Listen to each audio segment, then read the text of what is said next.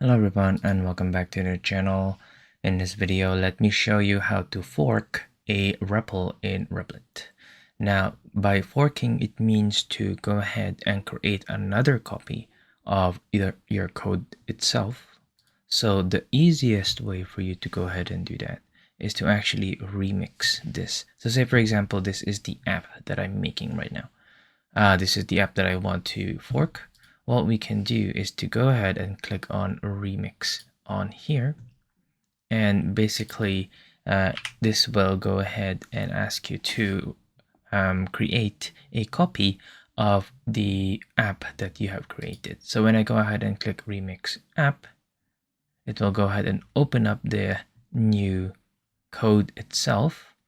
But if we just go back right here in the apps, you should see that it has now gone ahead and forked the original one right here. That's one way for you to go ahead and create a copy. Another way you can go ahead and do so is you can manually get a zip file of all of your code, and then you can just go ahead and put it somewhere else, or upload it in VS Code, or upload it in GitHub, or even just create a new site from here. What you can do is to go ahead and go to the three dots right here, and then just go ahead and download a zip file.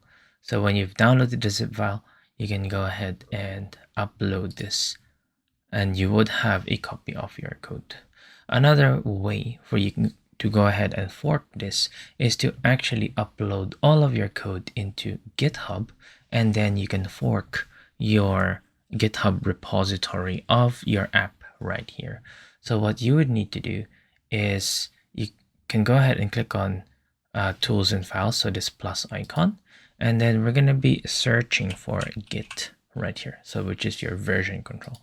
And then what you would need to do is to go ahead and connect your GitHub account, and then you can go ahead and push your code into your repository in GitHub, and then you can fork from there.